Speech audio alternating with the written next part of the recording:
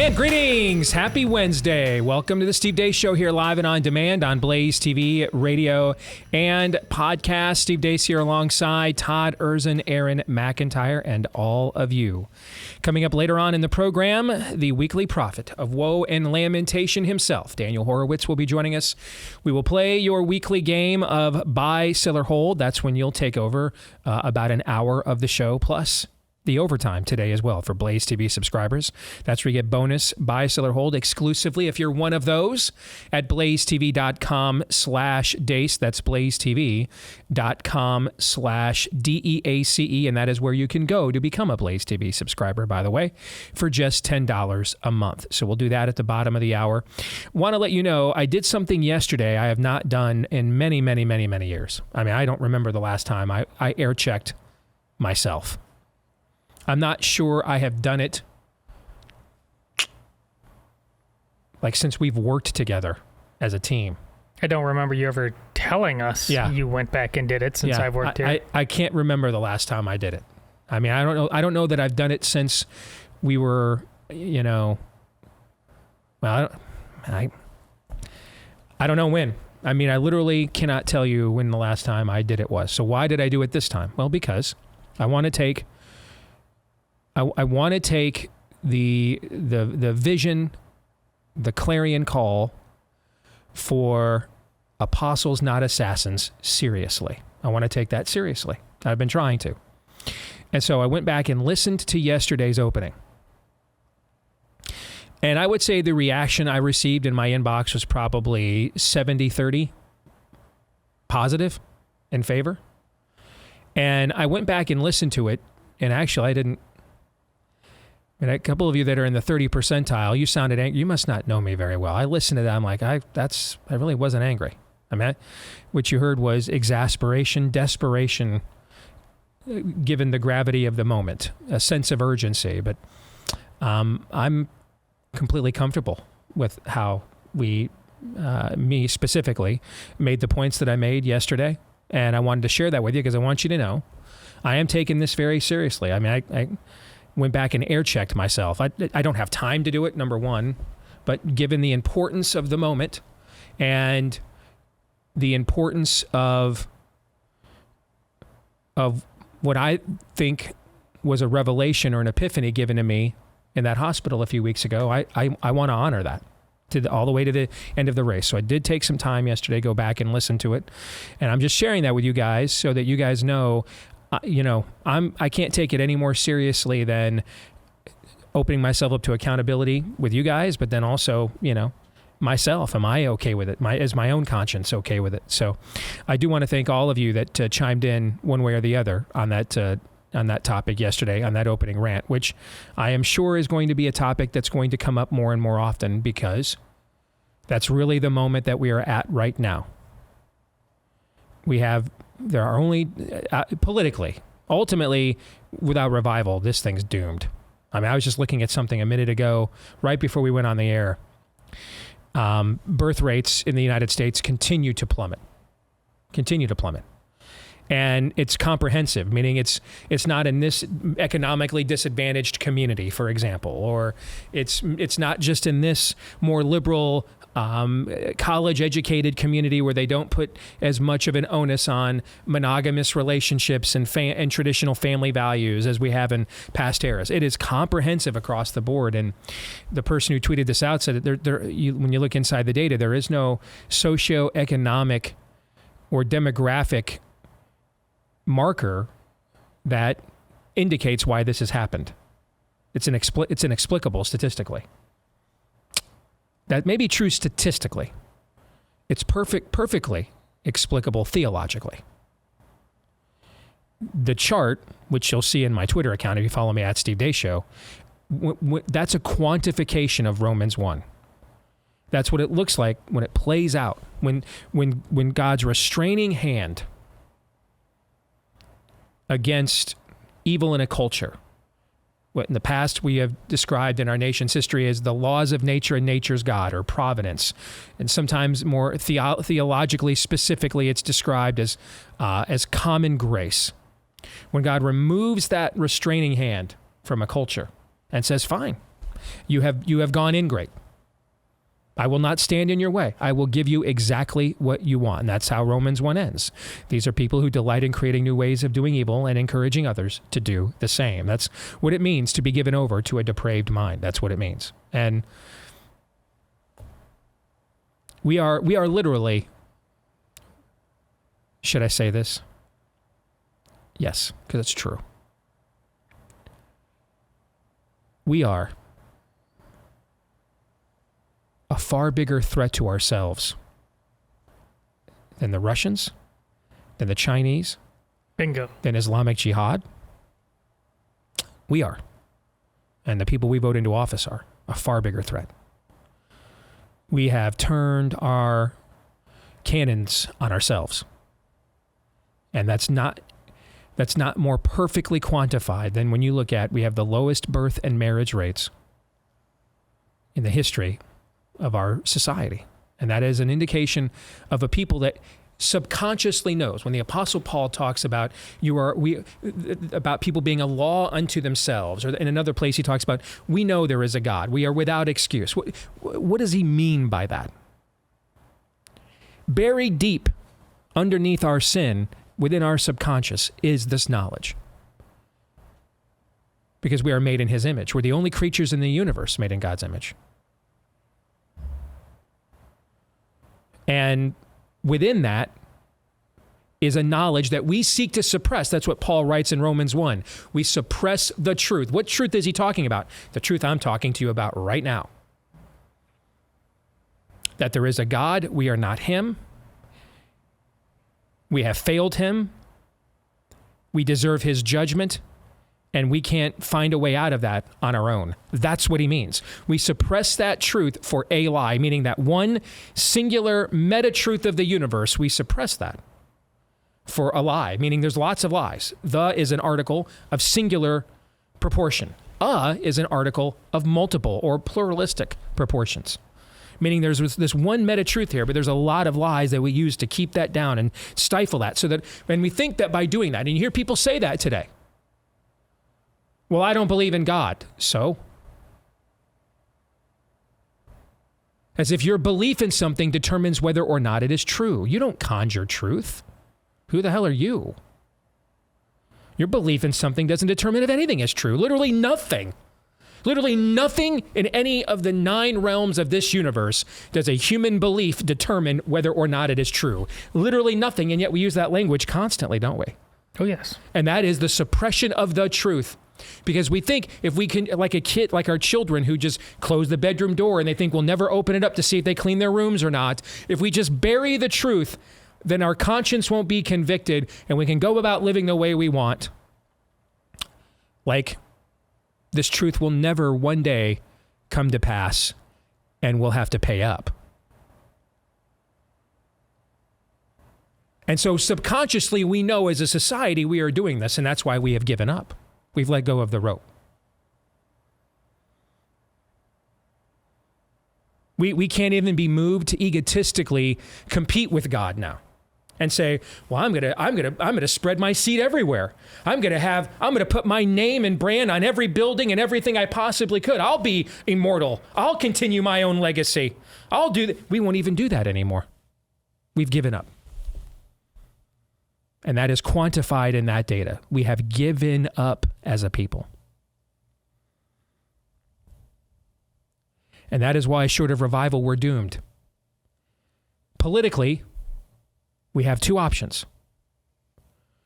We can continue the current model of this last generation, which is to frankly do nothing other than come up with counter narratives and counter trolls and counter memes, whatever the new technology is, counter programming, now they're counter memes, to the very doctrines of demons bedeviling us. And then it stops there. Like, it doesn't go anywhere else. It's just, we keep resetting the same things. We get our jollies off them. We share them with one another. We all make, people in your guys' line of work, we make our money off doing this. You guys pay us money. And this whole thing just continues. Meanwhile, now they've gotten so far down their list now, they're just castrating your sons in daylight. And we act like we can just do that perpetually. We can't. Because soon they're going to make their list down to your front door, and to your school district, and to your place of work, and to your doctor, if they haven't already. They're not stopping. They're not like, you know what, it's cute. They're not really opposing us. They're just memeing us. So we're good. We good? Is that what they're doing over there? They're not. We've got enough progress here. We've marched through enough of their institutions. We'll call it a day. Is that what they're doing over there? They're not. No, they just did a 3-year coup or a 5-year coup right out in the open and rubbed our faces in it and then gaslit us. They're not going to stop. And I've gotten plenty of emails from people that they got to your front door. It's your kid now who's not sure about their gender identity. It's your doctor now who won't treat your mom, your elderly mom, unless she takes a poisonous jab she doesn't need. Won't give her the knee replacement or hip replacement she has to have. It's your kid's school now where the story from NBC News today, they're literally teaching young boys in middle school how to give oral sex to other guys. They're not going to stop. So we'll continue on this path that will continue to enable them. Where all we ask for is go dunk on some airhead from CNN. We don't ask for anything more. Just do that. Entertain me. Okay. The other option is that we will put people in power, and sometimes those people have to be you and me on our school boards or state legislators or city councils that will actually get in there, use the power they're given, and govern righteously. Those are the only two options. There isn't a third. That's it. And that point was what I was communicating yesterday. And after going back and listening to it again, frankly, I think I communicated it effectively. With this exact amount of desperation and exasperation that I was trying to communicate. And I think those of you who feel differently, time to get tougher. Doesn't mean there won't be a time that I won't violate that edict. We'll keep following along. But that time was not yesterday. Time to get tougher is an evergreen, so I second that. And now here's Aaron's rundown of what happened while we were away. What happened while we were away, brought to you by All DeSantis Does Is Win, episode number 257. Today, Ron DeSantis signed a bill ending the pronoun insanity in Florida schools. This bill makes sure that Florida students and teachers will never be forced to declare pronouns in school or be forced to use pronouns not based on biological sex. We never did this through all of human history until 2 weeks ago. Now this is something they're having third graders declare pronouns. We're not doing the pronoun Olympics in Florida. It's not happening here. Yesterday, DeSantis signed 4 bills aimed at stopping human trafficking. Victims of human trafficking will now be able to receive restitution and damages from perpetrators. In addition, the bill heightens penalties for traffickers and hotels, which ban human trafficking awareness laws. At that bill signing event, DeSantis was asked about Donald Trump's attacks on Florida's heartbeat bill. Protecting an unborn child when there's the detectable heartbeat is something that almost probably 99% of pro-lifers support. It's something that other states like Iowa under Governor Kim Reynolds have enacted. And I think that as a Florida resident, he didn't give an answer about would you have signed the heartbeat bill that Florida did. They had all the exceptions that people talk about. The legislature put it in. I signed the bill. I was proud to do it. He won't answer whether he would sign it or not. In D.C., Education Secretary Miguel Cardona told Congressman Jim Banks yesterday he'd be proud to starve poor kids if those kids' schools don't allow dudes to dominate your daughters. Indiana, my home state, recently passed a law at the state legislature that banned biological males from competing against girls in high school and elementary sports because obviously biological males have some physical traits that would give them an advantage in sports over girls. The Education Department, your department, proposed a rule change that would pull federal funding from schools that don't allow biological males to compete against girls in sports. Mr. Secretary, yes or no? Does that mean that your department would take away school lunch programs for needy kids because a state or a school won't allow a boy to compete against a girl in the sports? So going back to the civics, if I could. I'm asking you a question. Do you support taking away school lunches from kids who go to schools where boys aren't allowed to play on girls' sports teams. We are promoting the most rigorous, intensive academic programming under the Raise the Bar. I would love to share more information. Do you support taking away a school lunch from a needy kid? A kid who it might be the only warm meal they get every single day because that school won't allow a boy to compete on a girls' sports team? I'm proud of the work we're doing. Learning Chinese today. Today's phrase is, we just want the visitation rights and tax benefits of traditional marriages. 我们只想要传统婚姻的探视权和税收优惠。 Covenant School, the Nashville Christian Academy that was the site of that brutal mass shooting by the trans killer that killed 3 children and 3 adults, has filed a court motion seeking to intervene in lawsuits demanding the public release of Audrey Hale's manifesto.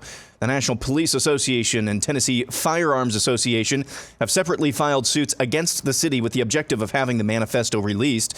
The school argues that the release of this information could potentially endanger the security and safety of the school, its staff, and students. North Carolina's General Assembly has overridden Governor Roy Cooper's veto of a bill that bans baby killing after 12 weeks. Senate Bill 20 protects life 8 weeks sooner than the previous state law. And now this, I'm just going to park it here for a few moments. This chart is the evil cousin of that Bureau of Labor and Statistics chart we showed you a few months ago. This is out of the UK's official Office of National Statistics, and it shows the number of those out of the labor force in the UK due to long-term sickness. And it shows that after 2020 and especially after 2021, the number is easily at an all-time high. What's the benign, innocent explanation for that? Here's your feel-good story of the day, and it comes from the state of Illinois, where a middle school teacher is facing a criminal complaint from parents of her students after she assigned her students to read the book This Book is Gay, which is billed as an instruction manual for how to debase yourself into the cold clutch of the rainbow jihad. The teacher has been placed on administrative leave. And finally, Elon Musk was interviewed by CNBC yesterday, live from Austin, Texas, at his Tesla factory. The interview covered a wide range of topics, including Musk's tweeting habits. This clip in particular says a lot, and I'm just going to let it speak for itself. But how do you make a choice? You don't see, I mean, in terms of when you're going to engage. I mean, for example, even today, Elon, you tweeted this thing about George Soros. He said he wants to erode the very fabric of civilization, and Soros hates humanity. Like, when you do something like that, do you think I think that's true. That's my opinion. Okay, but why share it? Why share it? Especially, why share it when people who buy Teslas may not agree with you, advertisers on Twitter may not agree with you? Why not just say, hey, I think this. You can tell me, we can talk about it over there, you can tell your friends, but why share it widely? I mean, this is freedom of speech. I'm allowed to say what I want. You absolutely are, but I'm trying to understand why you do, because you have to know it puts you in the middle of the partisan divide in the country. It makes you a lightning rod for criticism. I mean, do you like that? People today saying he's an anti-Semite. I don't think you are. No, I'm definitely. I'm like a pro-Semite, if anything. I believe that probably is the case. Yes. But why would you even introduce the idea then that would be the case? I mean, look, we don't want to make this a George Soros interview. No, God, no. I don't want to at all. But what I'm trying, even came up though in the annual meeting. I mean, do your tweets hurt the company? Are there Tesla owners who say, I don't agree with his political position and I know it because he shares so much of it? Or are there advertisers on Twitter that Linda Yaccarino will come and say, you got to stop, man. Or, I can't get these ads because of some of the things you tweet.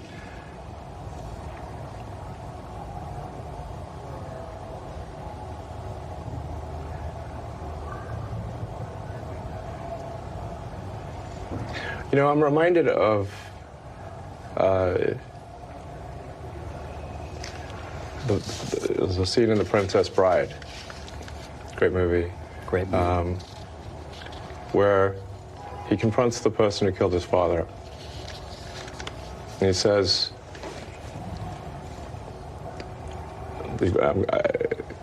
offer me money. Offer me power. I don't care. And that's what happened while we were away. Wow.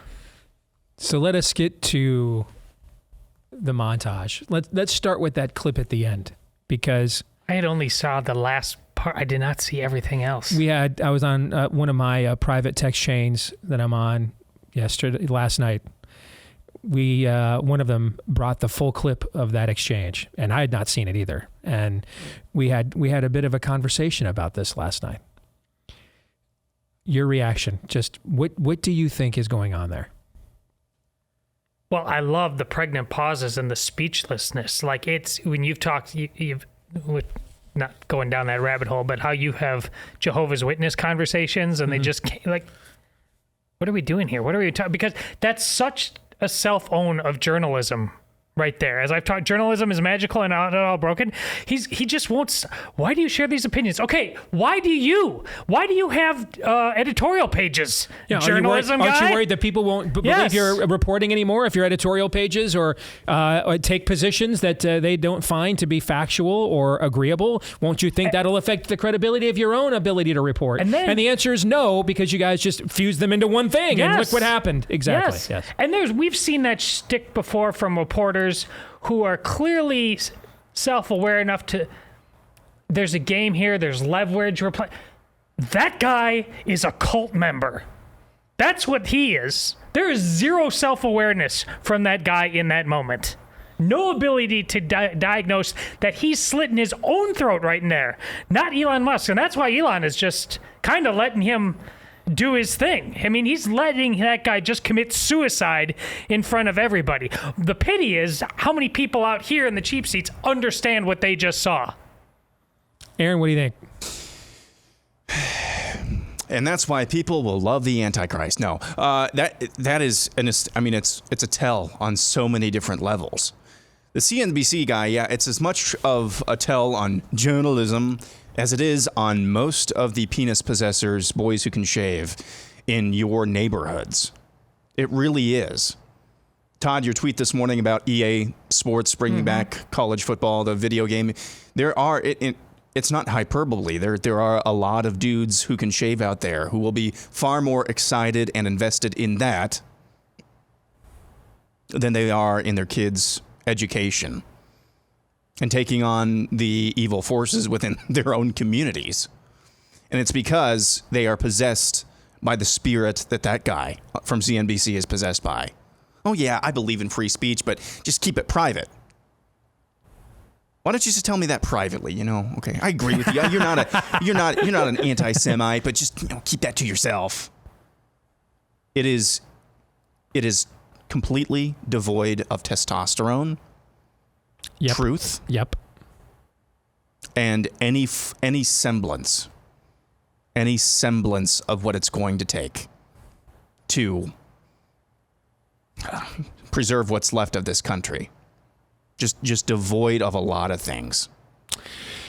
Two things built the West. And there have been plenty of times, by the way, throughout the history of the West that they were at odds with one another. They have not always been on agreeable terms. But two things built the West: Christianity and men like Elon Musk. Now, men like Elon Musk, without the right moral framework, have had to have been opposed by Christianity in eras past, correct? Yes. But we are now, again, this is actually the same conversation we were just having about the birth rates. We are now such ingrates. We are now so eager to lose our legacy and flush our history and our civilization down the toilet that we are now in a position that you actually get more moral courage from men like Elon Musk than you often find from Christianity. That was one of the conversations that we were having. In the text chain I was in last night. Hey, where are the pastors that are like this?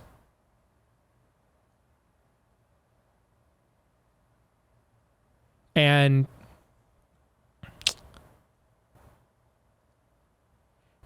what you see there, in many respects, are what the culture war in the West really is. Because the church is vacated from the space. And so a lot of the theological and moral plumb line and foundation necessary to sustain a civilization like this as long as we have is vacant from the space. And so what you're getting instead, basically, is an open simp for the spirit of the age versus a guy like Elon Musk, agree with him on a few things, vehemently disagreeing with him on other things, instinctively understands that there isn't this may be an imperfect way of life, but there's not another better one on the planet, so we can't lose this one. And so he may not always be driven by the right instincts. He's not, like transhumanism, and I can make an even better AI. I'm frankly more scared of that than their AI. But those also come out, and that's why at times Christianity has had to oppose men like him. Because no, you're not God. Know your role, all right? But we're in a position now that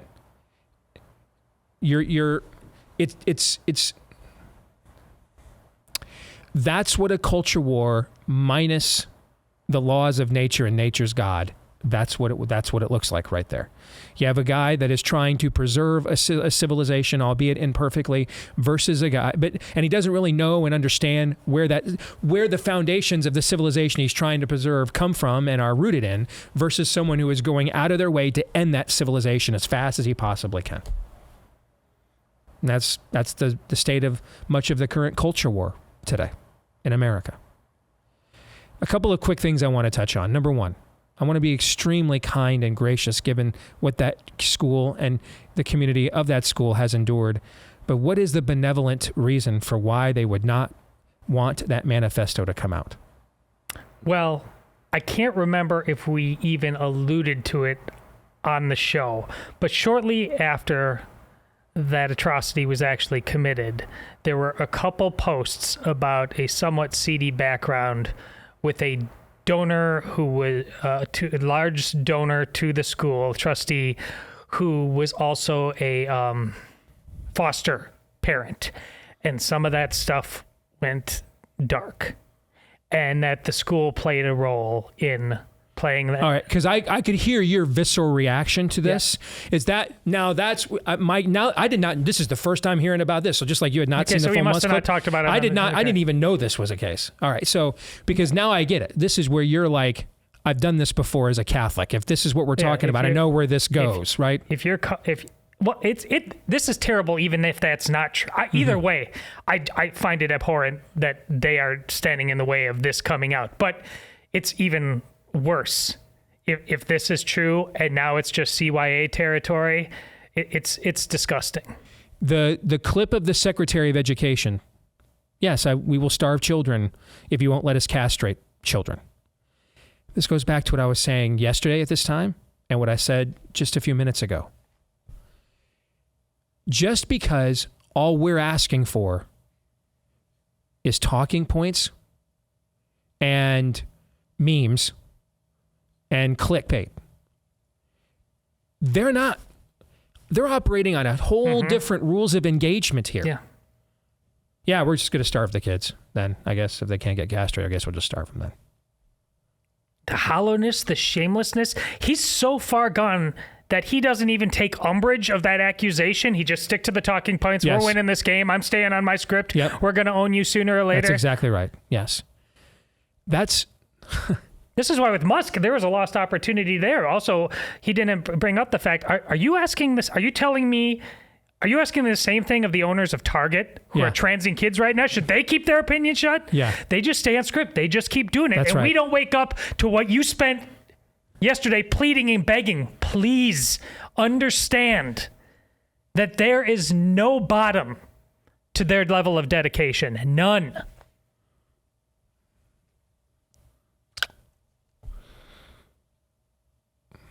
Yesterday was one of the greatest shows I've had a privilege. I just want to, honestly, you nailed it. Got it right. And everybody else has to wake up. That 30%, shame on you. Honestly, shame on you. Send me the letters. Spare him. Send them to me. Let's spread the joy. Buy, sell, or hold is next.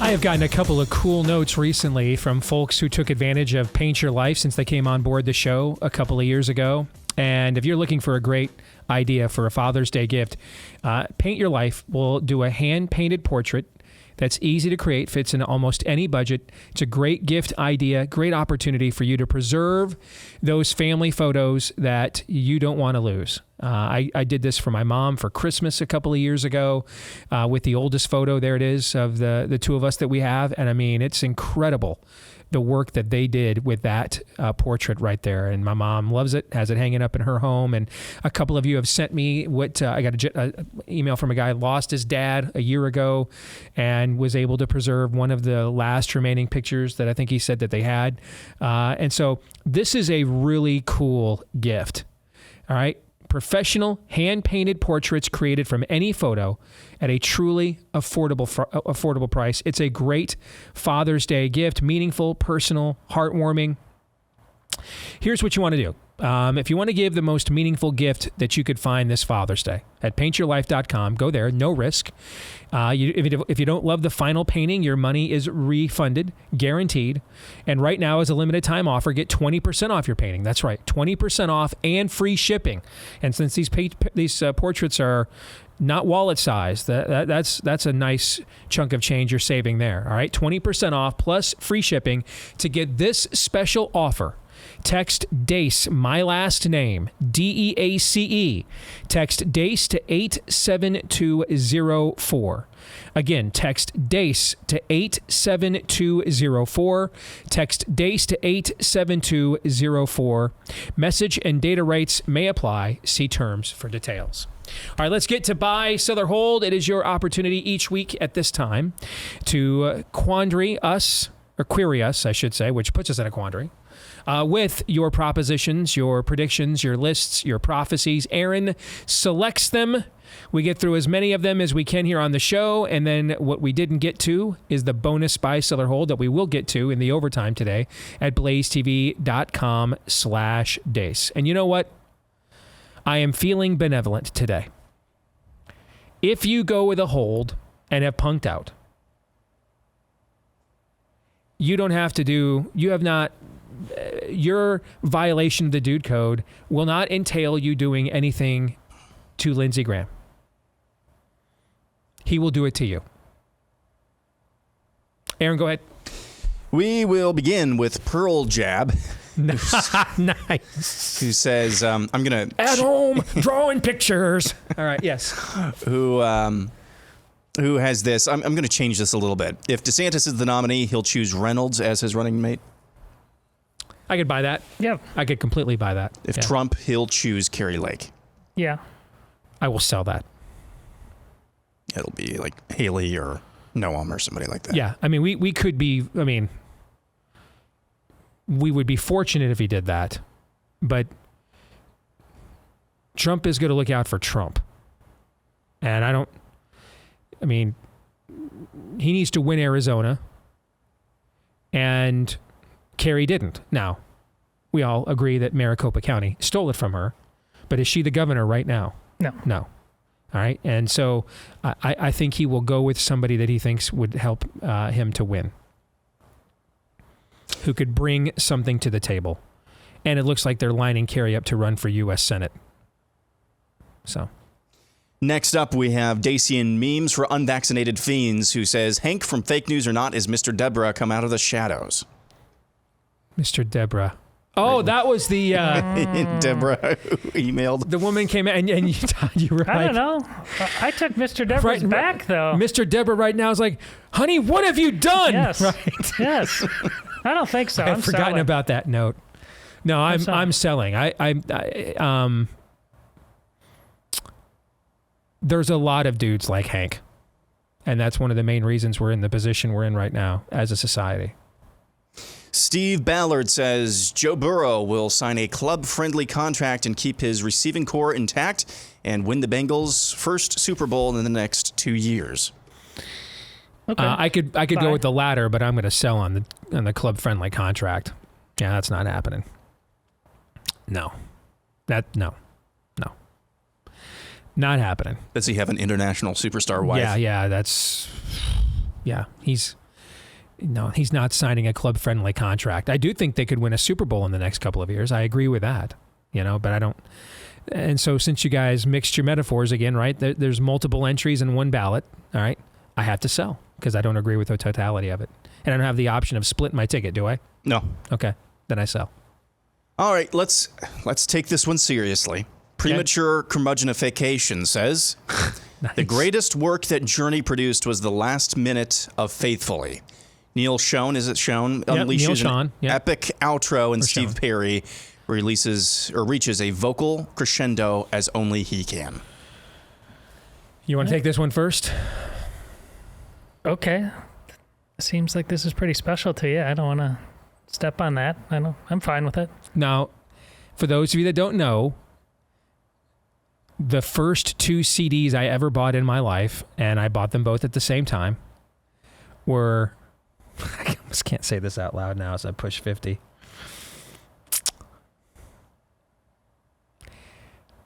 Oh, by the way, that's like the 3rd time I've smacked my lips already. A guy emailed me yesterday and said, could we stop smacking our lips? And I wrote him back, probably not. So I endeavored today to just smack my lips every opportunity to remind myself, smack your lips constantly. That's actually good. That's more depressing than whatever you're going to say about the CDs now, I think. So I think that's a nice save. All right. The first 2 CDs I ever bought, and I bought them both together.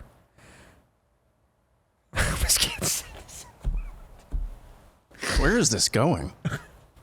Didn't you tell it? Isn't it Journey I've said Greatest it Hits before. of Mariah Carey? No. I'd be proud of the Mariah buy still to this day. I bought Big Daddy Kane. It's a Big Daddy thing, and Journey's Greatest Hits. I bought those 2 CDs together. All right, those were the first That's 2 pretty CDs I ever purchased. All right, so I'm a huge Journey guy. Right, I still might even remember all of the lyrics to Faithfully. Highway Run into the Midnight Sun, Wheels go round and round in my mind. Restless Heart, Sleep Alone Tonight. Sending All My Love Along the Wire. They say that the road ain't no place to start a family. Right down the line, it's been you and me. I'll stop now. That one when 2 strangers learn to fall in love again. Yeah, I hadn't even considered this, but I would actually buy this. Now, this is not my era of music, but I listen to Classic Rewind all the time, so it's not like I haven't heard their other hits. Yeah. And it's tough to make a ballad as powerful as that, so I would buy it. You know what? I don't know that I agree with it, but I also don't think it's a bad take. Okay? Because I mean that guitar solo by Neil and the lyrics of that, and I think Steve Perry is the most underrated vocalist in the history of pop music. His name never comes up when people name top 5 or 10 singers. So I'll buy it. I don't know that I agree, but I don't dislike the take either. I think it could be a strong take if further vetted. So I'll buy it. Yeah. I have a 2-part. I'm going to make this into a 2-parter, but I'll kind of explain later. This is from Jim Stocker. At some point, Trump will claim that DeSantis isn't pro-life and will gaslight evangelicals about his comments on heartbeat bills being too harsh. I could buy this. I mean, the reality is Trump doesn't have much of a core and never has. I mean, Trump's worldview is art of the deal. And it is tempered by by 2 things. And again, I'm just observing behavior, fruit on the tree. There are 2 driving impulses that undergird the deals that Trump loves the art of making. What's best for Trump, and he takes, I think, pleasure in coming up with deals that people mutually like, right? So that doesn't always have to be a narcissistic pursuit. Like you and I as dads, we take pleasure in bringing joy to our children, right? It's clear Trump's children adore their dad. Okay. So, I think what's best for Trump, and a lot of times what's best for Trump is what's also good for other people. He's created a lot of jobs, a lot of wealth, and a lot of people have benefited from his efforts over the years in various enterprises and pursuits. And then number 2 is I do believe he loves the country. I think those 2 things have played themselves out over and over again.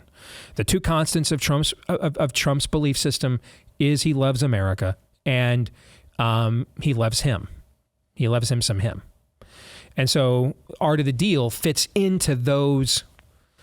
Those are like the tent poles of the art of the deal worldview. And could I see him if eventually doing what Jim is talking about here? Of course I could. So we've done he's done this on multiple occasions on multiple issues over the years. Buy, sell, or hold. this submission could just be shortened to, at some point, Trump will claim. Yes, on virtually anything. Yeah. That's my point about Trump being the weather. He changes, and he changes violently, and there's no predicting it oftentimes. Yes. Yeah, absolutely. And I think that, what do we say about the weather in Iowa and in a lot of Midwestern states? If you don't like it, just hang out for a while and it'll be different in an hour. Yes. Okay. Yeah. I mean, Trump is now out saying this morning basically what I thought all along he should have said. Hey, I'm the one that overturned Roe versus Wade. Who are the rest of you pansies? He should have just said that from the very beginning. Yeah. So, yeah. Next, Truth Over Vax says within 5 years, the government will require mRNA-injected meat to be labeled organic while removing the organic label from actual organic meat. Of course. That's great. Of course. Yes. Only government could do something like this. Which is to say that the whole, it's like with every progressive, not that I think organic food is wonderful, but were they selling us organic food for the same reasons? Was it healthcare? Was it healthier for you? Was that they were doing it? Or is that a manipulation they're done with and now are tweaking it again, which is what they always do? Next up, Brian Johnson says Guardians 3 is the best MCU movie since Endgame. Are we counting I did it again, that's number 4. Are we counting the Tom Holland Spider-Man films that fit into the MCU but are not actually MCU movies, but Sony no, films? Let's eject that. So we're ejecting those? Okay, because it's not anywhere near as good as the last 2 Spider-Man films both were. The Mysterio movie, Far From Home, and then No Way Home. No Way Home is one of the best movies that the MCU has ever produced. So if we're ejecting those films because they fit within the MCU, but they're not from from Marvel Studios, they're from Sony. Okay. If that's the case, then we're talking like The Last Doctor Strange, we're talking about the Black Widow film, we're talking about the Eternals, right? We're talking about those movies. Yep. It's absolutely better than those movies. It's better than Ant-Man and the Wasp, Quantumania. Here's what I will say though, also about both of those films. Both of these, the last 2 movies they've made, Ant-Man and the Wasp, Quantumania, and this movie, are flawed. But they're not up to the caliber of the movies they were making before, but they're actual Marvel movies in terms of tone, temperament, storytelling. Do you guys know what I mean when I say that? Yep. They are escapist films. They are attempts to go back to their original formula. Now they're not executing it as well as they were before. And so you may largely walk out of there feeling like, you just raided Vendoland on break, and an hour and a half later you're like hungry for real food. You know what I'm saying? Not sticking to you. But you won't walk out of there pissed off either. And say, they did it again. They did it to me again. You won't walk out of there mad either. All right. And so I at least appreciate that they are making, albeit not flawless, attempts at returning to their original formula. And Guardians 3 is clearly better than Ant-Man and the Wasp and all those other movies, particularly the last act. I mean, the first act of the film, it takes too long to unite the team. But once that team gets united, the last act is really good. I have no idea. I haven't seen a single one of these movies. Next up, we have Paul Sellers. 1994 is the best year for movies ever. Shawshank Redemption, Pulp Fiction, Lion King, Speed, Clear and Present Danger, True Lies, Ace Ventura, Legends of the Fall, Forrest Gump, Above the Rim. That is a pretty good year, bro. Yeah. I mean, I have nothing I'm sure I could come up with another year that would either be better or compete with it. But off the top of my head, that's a hella year, right? It's a great year. Yeah. So again, similar to the Journey take, I'm not sure I agree, but I don't think it's wrong either. So I'm fine buying it. Rushmore candidate at the very least. Yeah. I mean, that's one heck of a year. No doubt about it. And I'm sure there's probably other movies in there that we're not even thinking about. In fact, you know what? Out of curiosity, 1994 films that were released. Stargate came out in 1994. That's a good show. That's not bad. Let me see what else came out in 1994. Yeah, those are bad. You mentioned True Lies. The last probably good Jean-Claude Van Damme movie, Time Cop, came out in 1994. What else? Beverly Hills Cop 3 came out in 1994, and that's not a good movie. That's the one where he's at Disney. I've never seen Beverly Hills Cop 3. I think it's at Disney that he's at. Yeah, and you're a better human being for it. That's not Highlander 3 came out in 1994. The Crow came out in 1994. That's an underrated film. I mean, yeah, that's a pretty good list, man. I'm gonna buy. Yeah, that's pretty good. So this is going around on Twitter right now. Drudge Report is reporting that Sean Hannity is going to be replacing permanently Tucker Carlson. Buy, sell, or hold. This is the most Fox News thing that ever Fox News. Yeah. Buy. I mean, buy. And I'm actually glad that this is the replacement. They've had some good people trying out. If Drudge is correct, and I don't know that he is. Okay. And when was the last time we even heard or said the name Matt Drudge on this show? And we're better or for it. talking to our yes, there that is again. But let's assume for a second that he is. I would just prefer they do this. You know, I like Will Cain. They've had a couple of other people that I like that have been doing fill-ins for the last few weeks. People that I've had run-ins with in the past, like Kayleigh McEnany, but I thought she was great as a spokeswoman for Trump, and I'm sure her and I agree on a lot of issues. I guess I would rather have them, rather than hire one of those people and then they're tainted right from the beginning, right? Because the assumption is you can't ever do the work Tucker did because that's why he got fired. So you have to stay in line. You have to toe the line. Rather than putting one of those people in there and just having them tainted from the beginning as a company man or a company woman, I would just as soon that they get the ultimate GOP soulless shill and put him in there so that we're all consenting adults. We're all being honest with each other. You know what I'm saying? Mm-hmm. I'm actually, if this is what they're going to do, I'm glad that they did it. I would rather have them put somebody in there that everybody knows in the end will toe the line and will say whatever needs to be said, whatever talking points are in a teleprompter for Team GOP. I'm glad that they're going to do that rather than put somebody in there that probably would have been good if given freedom, but won't be given freedom. So they'll just get ruined in the process. Does that make sense? It does. Yeah, I'm totally fine with it. That's a good call. That Fox is actually, I'll give them credit. If that's who they're going to go with, then they're actually keeping it real. They're telling us who they really are. They don't want to be surprised again, and he won't surprise them. He won't surprise them at all. No. Hour 2 is next.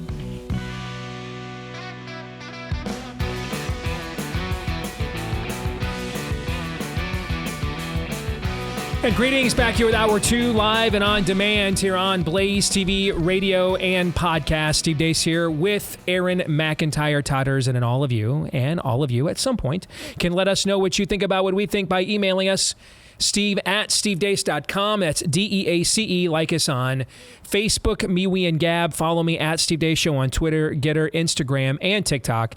And you're going to find me as well over on Truth Social. If you look really hard, and I mean really hard, you'll find me on Truth Social at Real Steve Deace there, at Real Steve Deace. And we would really love it if you would leave us a 5-star review if you like the show and have yet to do that, and you'd hit subscribe, or in the iTunes case, follow on the podcast platform of your choice. And we really like all of you that did that for us already, and thank each and every one of you for each and every one of them. They are quite helpful. This part of the show brought to you by one of the partners that a lot of you have found helpful since they came on board, our friends over at Eden Pure. Remember that you can purify the air in your home and get healthy, clean, fresh-smelling air that eliminates odors, kills mold, mildew, bacteria, even a lot of viruses. With the Eden Pure Thunderstorm Air Purifier, it is filterless, so you're never going to have to pay out of pocket for filters or take the time to change them out. And right now, you can get the 3-pack for whole home protection. That's 3 units, all 3, for under $200. That's a fraction of the cost compared to the other competitors on the market who probably aren't as good anyway. They're usually like $600, so 3 times that. All right, whole home protection, the 3-pack for under $200, and shipping is free. When you go to EdenPureDeals.com and use the discount code Steve, Eden, like the place we got kicked out of. EdenPureDeals.com, discount code Steve, EdenPureDeals.com. Discount code Steve. Let us continue on with Buy, Sell, or Hold. Daniel Horowitz joins us at the bottom of the hour. Next submission comes from Senator John Fetterman. Is it staggering? Is it a staggering responsibility that the head of a bank could literally crash our economy? It's astonishing. That's like if you have, and they also realize is that that now they have a guaranteed way to be saved by how, So it's Buy, sell, or hold. Buy. That is a metaphor for the country. That is the current state of the country. Dressed to the nines, has some official, meaningful title, and then when asked to expose and share what's really going on in there, you get that. That's a metaphor for the current state of this once great and declining nation. It's like the upside down version of Ben Franklin. Yes. Same state, but yeah. Exactly. Dude, that's perfect. Goodness. I should have just said that, except I wasn't smart to think of it. You can tweet it. Yeah. Next up, we go to Al the Clone, who says, today's show is canceled after National Weather Service issues a severe thunderstorm watch. Can't be too careful. Bye. I love that. Yes, very well excellent. played. Very well Excellent. played. Yes. This one is from Sean Griffiths. Steve should accept he's really an assassin apostle. An assassin apostle. Well, I would imagine some folks in Corinth thought that Paul might have been an assassin apostle.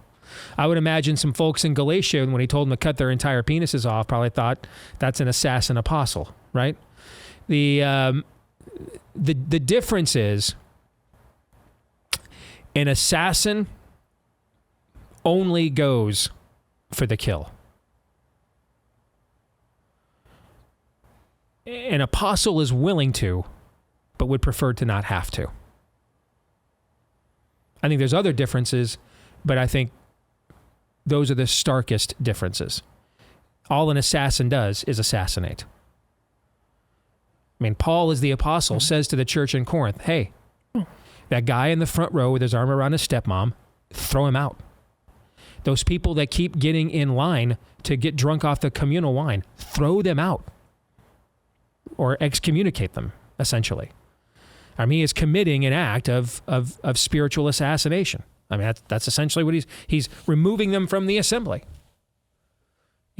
But you can hear, as you read those letters to those churches, when he gets to some of those moments, you can almost read the desperation in his voice. Yes. How many more times do we have to have these conversations? As did the prophets. Yeah. Yes. All right. And so you can tell that because there are other places where he's very tender and very sweet and very patient. He would prefer to not have to write in this tone. He's just willing to if the situation calls for it. Agreed. Next up, we go to Dolphin72. Buy, sell, or hold. DeSantis will take a commanding lead in Iowa and New Hampshire by Halloween. Is he talking about polling?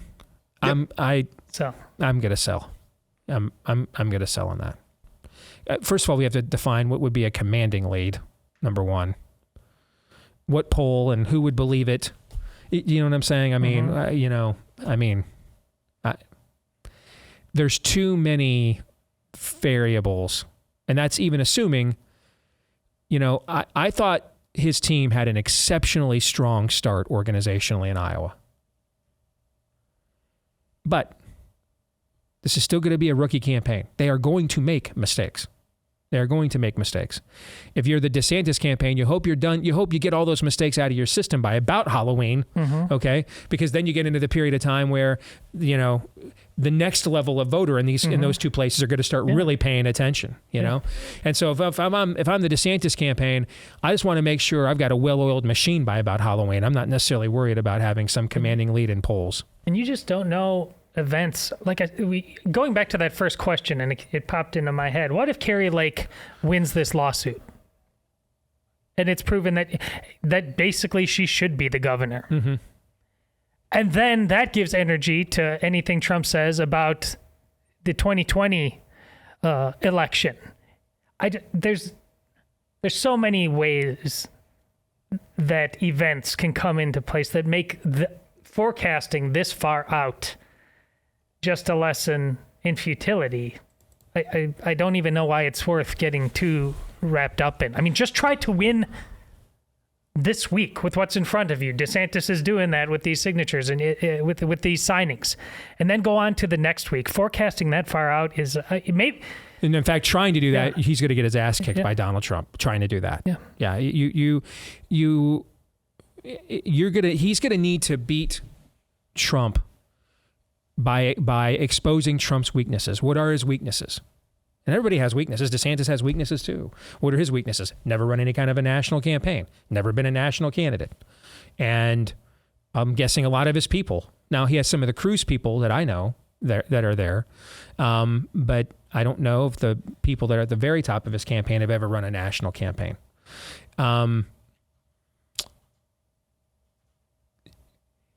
He's not foreign policy inexperienced because of his time in Congress when he had national security clearance, like a lot of other governors were.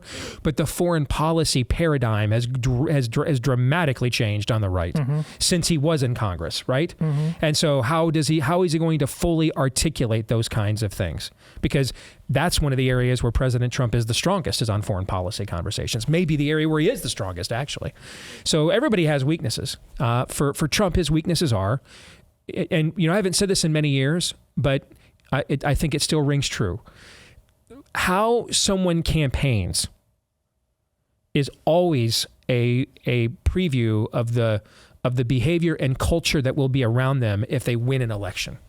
Like, I've never seen anybody that campaigned one way and then when they got into office, I'm not talking about policies. I'm not talking about issues. I'm talking about their behavior and the culture that they built around them. Do you know what I'm trying to say? Yeah. And the way they carry out whatever they're going to do on these issues and everything else. Usually, I can't think of someone who campaigned one way and then their behavior or the culture around them was different.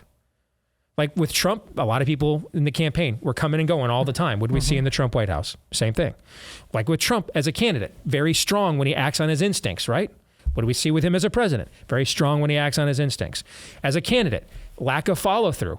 I mean, we beat him on the ground in Iowa just based on organization, basically. He should have beaten us. He should have.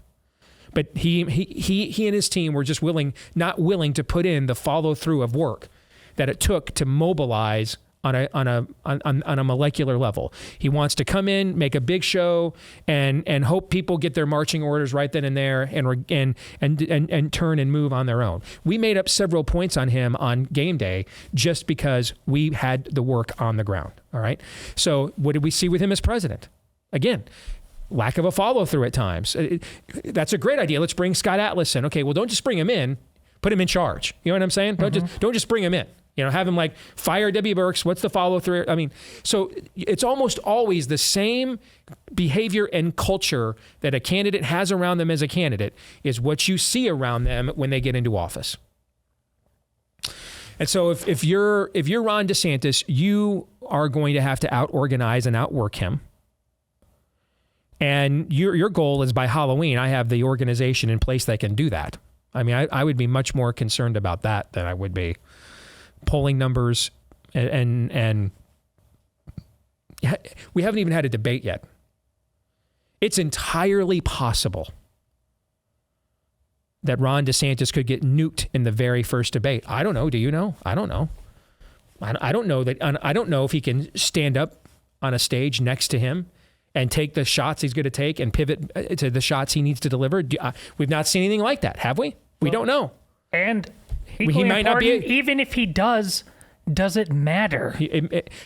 I don't know how much if he does it matters. I do know this: if he doesn't, I know it matters a great deal. That's absolutely true. I'm not saying he's going to win in one of those debates. Sure as hell he could lose right away. That thing could be over in August. So he could make the next, what's that, 3 months from now is when the next first debate is. He could do 3 months of victorious jaunts through Iowa that look like what happened this last weekend. He goes out there and gets in that first debate and gets punched in the nuts and has no answer for it.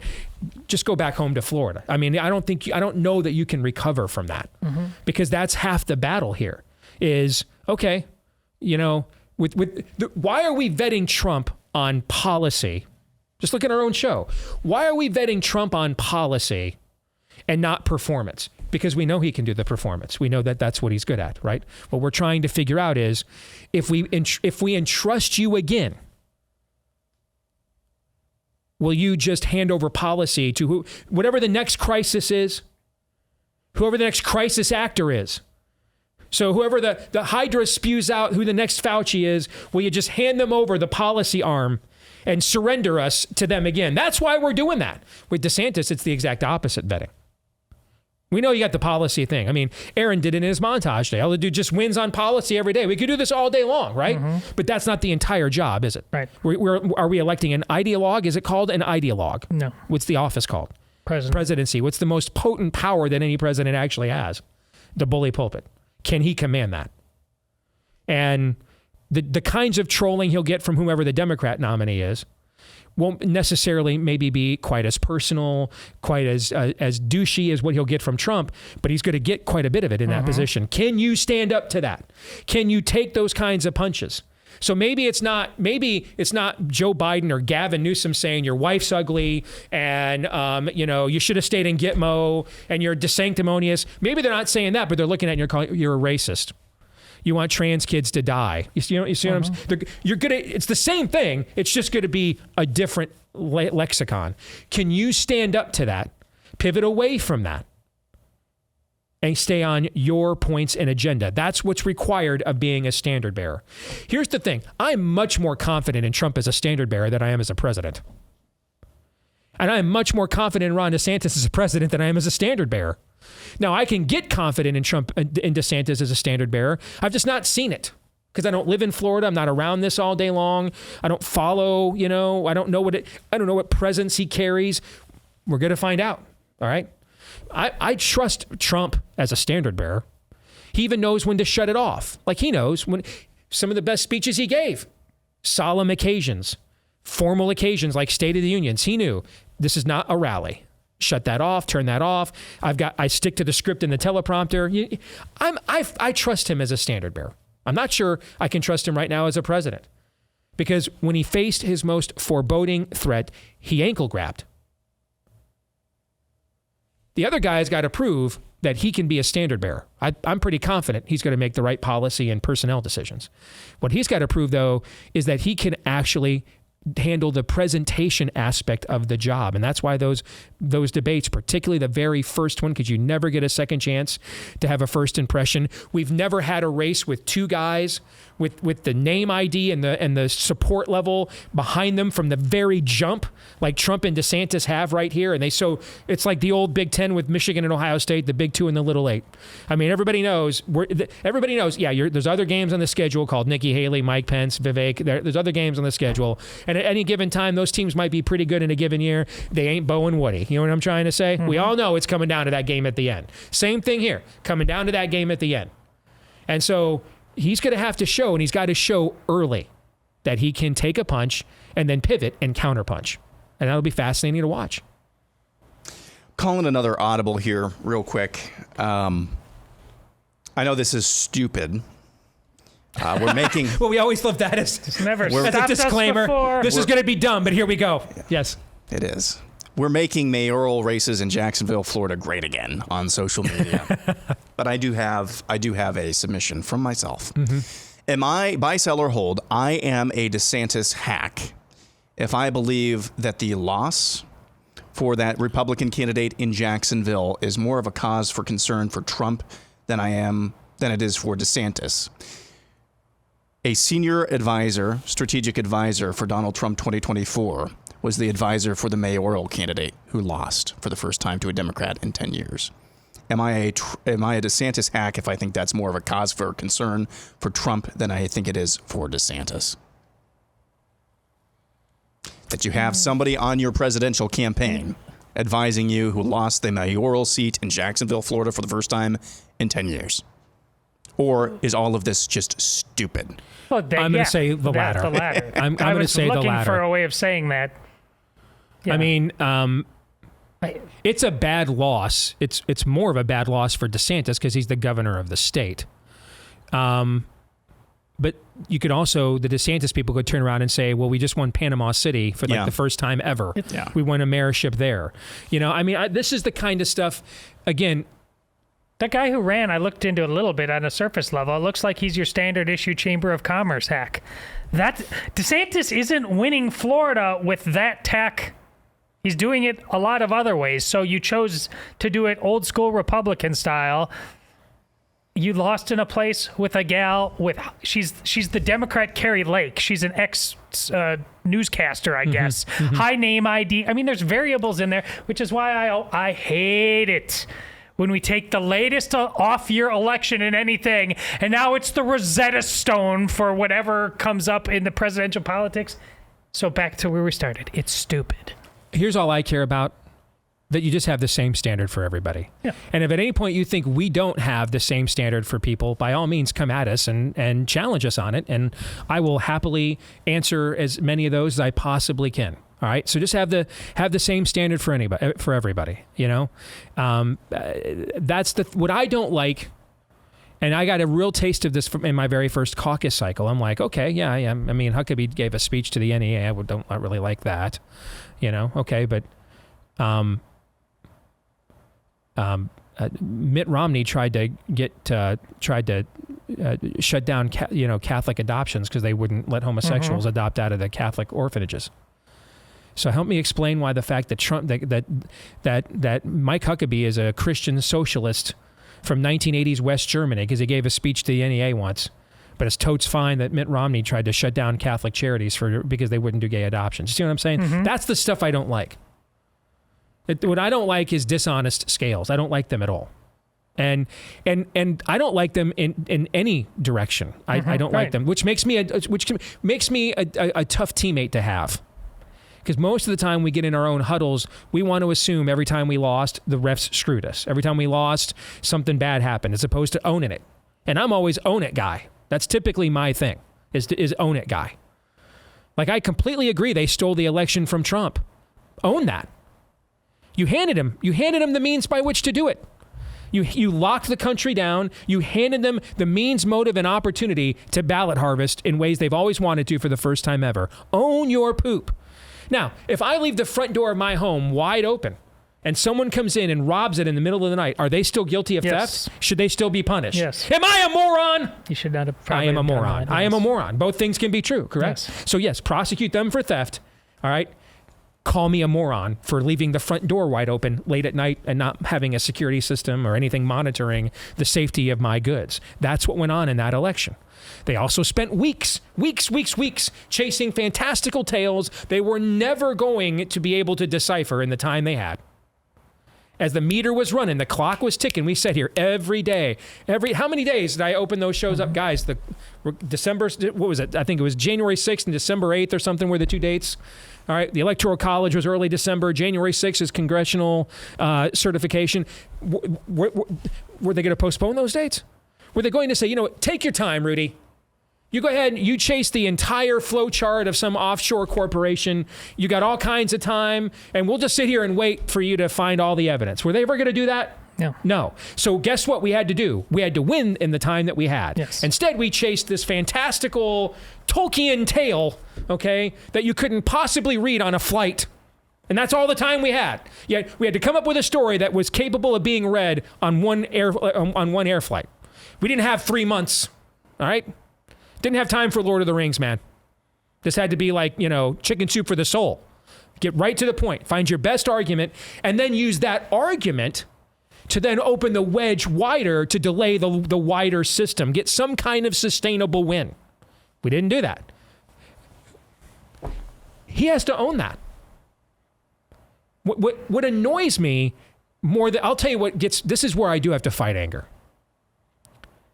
is when you guys send me notes that makes him, he's not responsible for anything. Right. You're in a cult, and someone needs to tell you that. Donald Trump was literally the only person in power to do anything about what went on the last few years. Instead, he empowered all the people who did what they did to us the last few years instead. That is not an avoidable fact. That is true. Now, I'm actually not writing him off because of those mistakes. And in fact, the other guy that I find more favorable at the moment made some of the very same mistakes early on, correct? Mm-hmm. He did. 2 states. One of them had a stay-at-home order. The other one's called Iowa. His state had a stay-at-home order. Mine didn't. He made some of those exact same mistakes. Now, the difference is, when data came in that showed this is BS, did they keep making those mistakes? No. No. What we need to know now is, has Trump learned from any of these mistakes? I don't feel a need to go.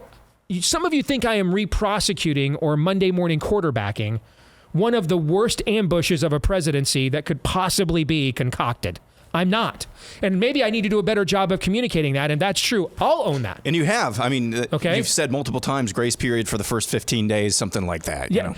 But did he learn from any of that? Does anybody at Mar-a-Lago know what the term excess deaths happens to mean? Let me give you some numbers, because I'm the guy that runs the data. And so let me give you some numbers in case you had forgotten. According to the VSafe program from CDC, that was their own separate monitoring of the safety of the COVID jabs apart from the VAERS. And there were over 10 million people in that cohort. That's a pretty large sample.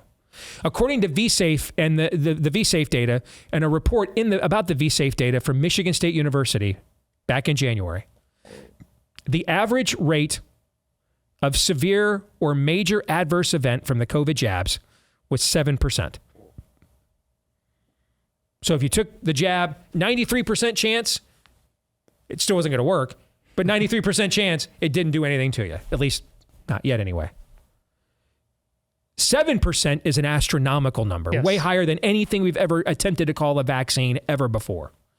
But then you got to look at it. Well, hey, 7% could be a high risk, but if it's not nearly the risk of what you're trying to vaccinate against, you take the risk of the vaccine, right? It's a risk ratio that you're looking at here. Okay, let's do that. 2.1% of COVID infected required hospitalization, and that's before we even stratify for age and comorbidity. 2.1%. 0.6% was the infection fatality rate for COVID, again, before we stratify for age and comorbidity. Which means if we get to people that are under the age of 50, that are not morbidly obese, do not have autoimmune, are not diabetic, these numbers go way, way, way, way down. Because I just named for you almost everybody that COVID killed was in that camp. Or one of those camps I just named. So if 0.6% of COVID is the COVID infection fatality rate, and 2.1% was the COVID hospitalization rate, and 7% of those who got the COVID jab suffered a serious adverse event, according to CDC's own data, that is negative efficacy quantified. How negative? Here's how negative. You were 233% more likely to suffer from the jab than be hospitalized for COVID. 233%. You were 1,067% more likely to suffer from the jab than die from COVID. Does he know these numbers? Or you can worry about who the mayor of Jacksonville is. Exactly. Does he know these numbers? There are people I believe he earnestly thought he was trying to help that are dead now, and they're not coming back because his help hurt more than it helped. Does he know this? Are we assured he won't make the same mistake again? There's a difference between forgiveness and restoration. And no, I don't apologize for asking these questions. And no, frankly, I don't apologize for caring more about the well-being, health, and safety of some of you than you do yourselves. Some of you care more about the health, well-being, and safety of Donald Trump than you do yourselves. And I do not apologize one iota for rebuking you for it. Get thee behind me, Satan. He was a very good president overall prior to March 16, 2020. He is not your Lord and Savior. He's not even Lord of the manor. Do you even individual liberty, bro? These questions need to be answered. These are the decisions. Wrecking some airhead on CNN isn't a life or death decision. This is. These are life and death decisions. These are, can I ever play sports again, decisions. These are, will I ever hear out of my left ear again, decisions. These are, can I ever go jogging with my kids again, decisions. Not, did I wreck some airhead on CNN?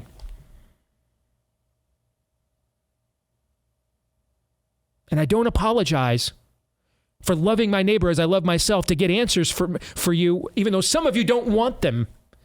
You just want the answer to everything to be Donald Trump.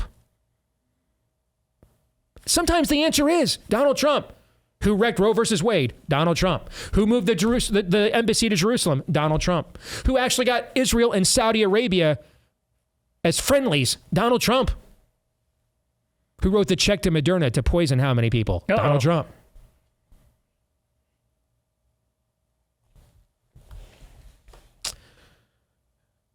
Some of you right now are thinking a good glass of red wine sounds great. Bing. Yes, Todd is always thinking that. If you want to try our friends over at Bonner Private Wines, grapes grown at 9,000 feet of altitude, Malbec grapes from deep in the Andes Mountains, from families going on a third century of doing this the old-fashioned way now. And these are amazing wines. We've all tried them. Todd has repeatedly tried them. And you can get now an even better deal than what they've offered before. A bonus bottle of small batch, limited production wine from their exclusive wine cellar, along with the traditional offer, which is 3 bottles for half off. Now you get a 4th bottle thrown in there as well. So 4 bottles for half off and free shipping, which is huge when we're talking about imported wines. 4 bottles, half off the cost. The shipping is free when you go to BonnerPrivateWines.com/Steve, BONNER. That's BonnerPrivateWines.com/Steve.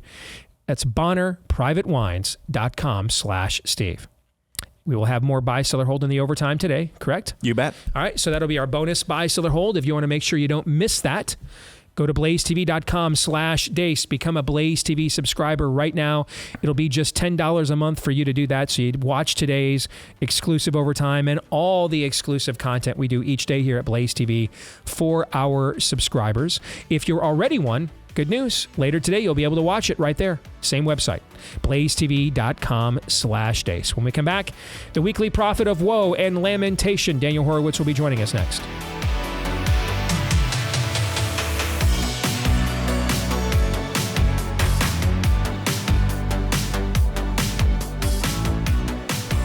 All right, back here on the Steve Deace Show, Daniel Horowitz joining us here in a moment. But first, a word about our friends over at Preborn, one of the outstanding ministries we've had a chance and causes we've had a chance to support here on the show over the last couple of years. And I got a nice note recently from a listener talking about how our show's had a huge impact on them spiritually and getting and leaving the darkness, getting back into the light, and how that is now impacting them in terms of their courage of their convictions, and they become donors to Preborn. It's an outstanding cause to donate to. They are ready for the real abortion fight, the real life fight post Roe v. Wade, because they were already doing this. They know that we're now in hand-to-hand combat now. It's one-on-one with moms who are considering killing their children. They show them truth and grace. First, they confront them with the truth of an ultrasound. Hey, can you hear that heartbeat? Do you know that's a separate person that you are carrying? And about 80% of the time over the years, when a mom hears that heartbeat, her conscience has been convicted and she doesn't go through with killing her child. But this is still not a great position to be in a crisis pregnancy. And so these moms need help. And so they love the mom as well. They show grace to the mom as well. Postnatal, prenatal care, even car seats, counseling, all of this is free of charge because of donations from people like us. So if you'd like to make a tax-deductible gift today and see your love and money put into action for good, just dial pound 250 on your mobile phone, pound 250, and use the keyword baby, or you can go to preborn.com/Steve. Once more, that is preborn.com/Steve. All right, let's welcome him in. Without further ado, the weekly prophet of woe and lamentation. It is good to see you again, my friend. How are you? Steve, I couldn't be better. Working in conservative politics, I mean, I'm just living the life. How sincere did you guys find that? Yeah. Not so much. Yeah. Was that sincere, or were you #blessed, or was that cynical? What was that there? No, I truly am, Steve. I mean, I'm just living the life. I didn't say I'm making a lot of money off of it. That's true. All right. So there are so many places to begin this week. I want to start with what I discussed for about 30 minutes on yesterday's show and boil it down into one statement and get your take on it. Here is the solution that I think we really need and ultimately only have, and that is spiritual and moral revival in the country. Short of that, there are only two political options down here. Those two political options are just do another generation of being mindlessly entertained, and our response to them trying to castrate our kids is a killer meme, and my iTunes rank, and my poll numbers, and I wrecked some Airhead toolbox on CNN on a channel that nobody watches, except when I'm on to wreck them, then everybody watches. So I'm boosting their ratings. I'm reminding everybody the channel actually exists. That's one option. That option is euthanasia to me. That's death. The other side is not stopping. They're not like, hey, you know what? They're really not that serious over there, so I guess we've taken enough ground. We're good. No, that's not happening.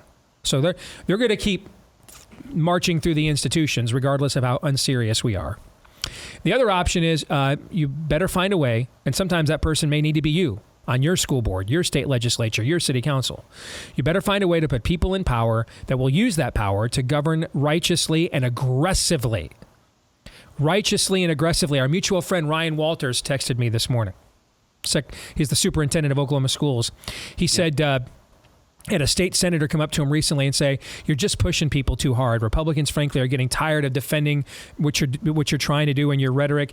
He said, he asked him point blank, do you think that what they're trying to do with our schools is evil? And he said, yes. He goes, then why wouldn't we do everything we could possibly do to stop it? And I asked him, I said, how old was this state senator that came to you? He goes, oh, much older than me. I said, well, there you go. That's kind of the paradigm, you know? I mean, Mark Levin goes from writing Liberty and Tyranny to now spending a second day on a show this week calling our mutual friend Josh Hammer a rhino. Okay? I mean, that's kind of the generational divide here. We'll just go to rallies. We'll just watch Fox. We'll just write books decade after decade. We'll just, genuflect and assume the position and put out for the Republican Party and don't ask for like any discernible policy outcomes whatsoever. Or we're going to have real policy outcomes or we're extinct. That's basically the option, win or die. Is there another option I'm not aware of? Steve, there might be another option, but that option could only open up through focusing on discernible policy outcomes. See, what would the country look like if you had, everyone's focused on the presidential election, but let's focus on governor. We don't have a single other governor that's doing what DeSantis is doing. Let's say signing about 70 bills on all these issues. And there's honestly nothing quite remarkable about them. They're pretty baseline, but there's not a single state where we can get a majority of them through, and most red states we can't get any of them or more than one or two of them through. I mean, the Texas session is a bust beyond belief. Why? Why does every session that you don't have the media or the Democrats interfering with, you can do what you want, why is there no outcome? Why is it that we are worse off now than when I started with congressional primaries, gubernatorial primaries? We're worse off in terms of flushing Mitch McConnell Chamber of Commerce Republicans in primaries. We are worse off. Okay? There's some people that don't think, Ron DeSantis is that great. And I'm like, awesome. You prove my point even better. What does that say about the other 25 Republican states? So this is the question that we're all grappling with. But Steve, you mentioned some names, and I won't mention any more names. But would you rather be those people or be like me? How much money would you rather make? I mean, this is the moral hazard. What I do is all policy outcome based. It's very labor intensive. It's very research intensive. It's very much being on the phone with people, working the issues, crafting the issues. Even our book was very forward looking. It takes a lot more work to do that than to post some cool videos, come up with 2 or 3 talking points per week, shop yourself around, promote your brand. Which one would you rather do? So it's pretty obvious which one is more economical. And that's why you have one side that has inherently a lot of money from Soros and, they have a lot of free money. They don't have to earn it. So they could march inexorably towards their goal. Mm-hmm. Then you have another side that's not really another side that's spending time taking selfies, going on a trip, It's like a vacation. They're feasting off the carcass of the decline. So they don't feel this sense of urgency. I look back to 2010, and that's really when I felt like this is our chance. This is our chance to finally end the uniparty. On the surface, there was some discussion among whatever the movement is or the industry to actually not just militate against Obama, but inveigh against the broader uniparty. And I look back at what we thought was the declining values and the dependency and the welfare numbers and the debt and the illegal immigration numbers. And you look at today, I would die to go back to 2010. Heck, I'd die to go back to 2016. Name me a single issue where we've moved the ball forward and not backwards. We have more talking heads than ever before. We have more drinking the lib tears than ever before. We don't have outcomes. And again, I'm not talking about even a presidential or at a federal level.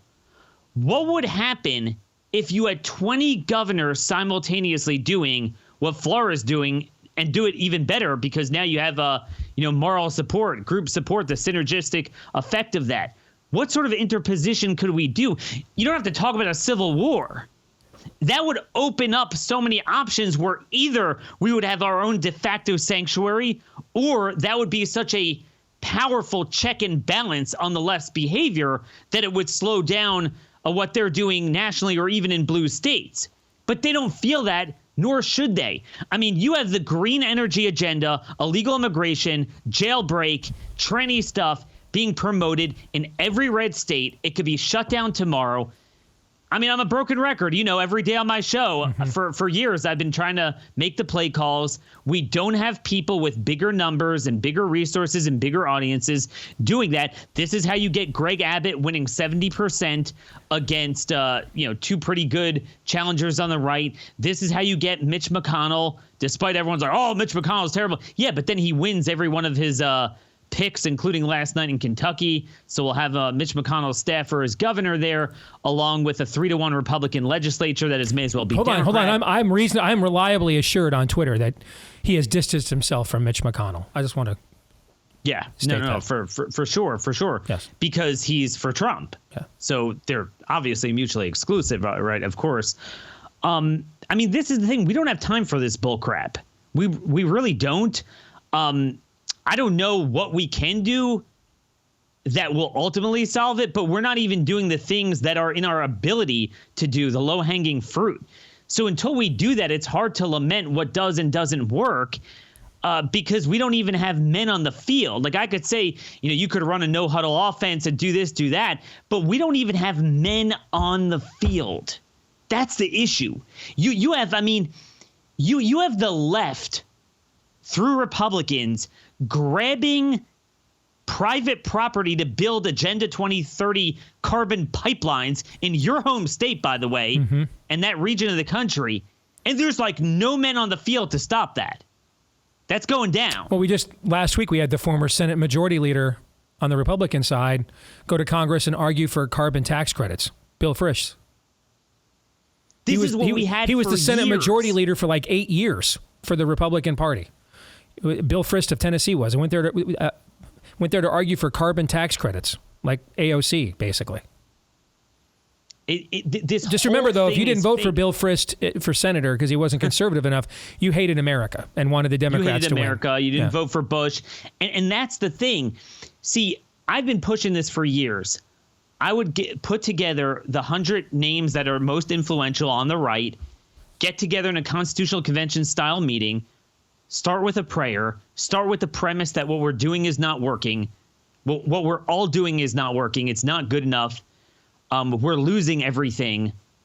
What is it we can do to put our minds together? Iron sharpens iron. Memes. And we can do memes. No, I've got your answer. Memes. But Steve, the reason is there is no impetus for such a discussion because most of our colleagues don't feel that sense of urgency because what they're doing is working. They're earning $3 million, $5 million, $7 million. Their name's all over the place. They enjoy it. I'm not saying they don't believe in anything, but it is not strong enough. It does. It absolutely changes your perspective, that level of money, and especially if you don't have little kids at home. So you're not coming home every day still looking. Now, you're younger than me, so you have younger kids than I do, but I still come home every day and look at 2 teenagers that are living in my home and look at them every day, and I am reminded of what is at stake and how the clock is ticking before they are out of my home and out of that comfort zone and now have to navigate this demonic swamp on their own. If you don't have that, your kids are long gone, or you never had any kids, or you're a multimillionaire. It absolutely changes your sense of urgency on things, regardless of your worldview. That's just a fact. It does. Steve, I go back to the Kavanaugh moment. If you remember what I'm talking about, that was to me one of the only times ever that you had every elected Republican running the gambit of types of Republicans, every talk show host, every writer, every this and that they held the line. And, from my view, it came from a bad place because of judicial supremacism. And, it kind of allows them to screw us and everything else and just give it over to the courts. Yeah, so we don't have to fight for anything else. But obviously he was wrongly accused and they were right to stand for him. And the results showed. That's what I said at the time. That's what a movement looks like. You get it once every 5 years on one issue, maybe. But look, I mean, I'm okay with that. You and I don't matter. The people don't matter. Trump's the only thing that matters. But at least use Trump as the impetus for what we're talking about. So this is the thing with the Durham report, just like with Alvin Bragg.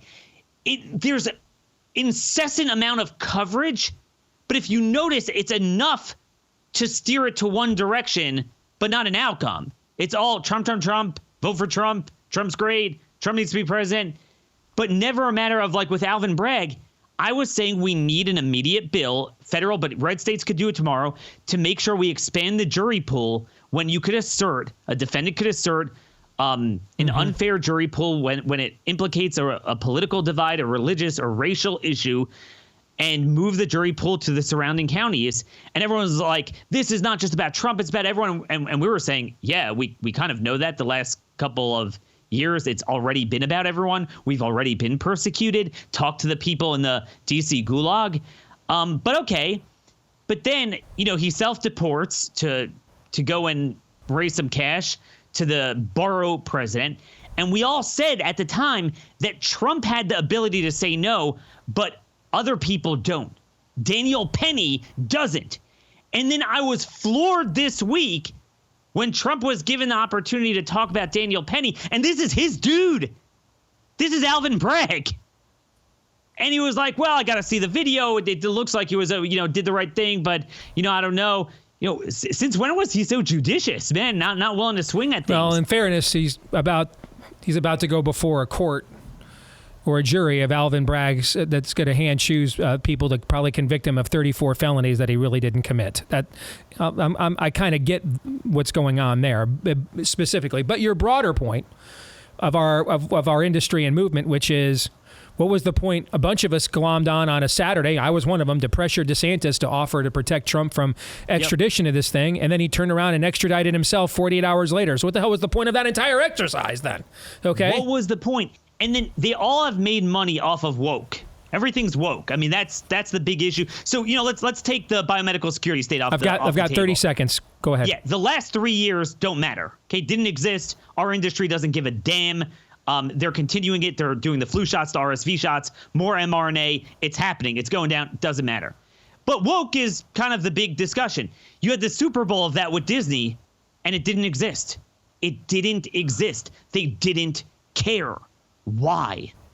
Steve, my punchline is it's got to get a lot worse. Obviously, life is too good. There's too much levity to be glummed onto. And until it gets worse, there's a lot of buck and coin to be made.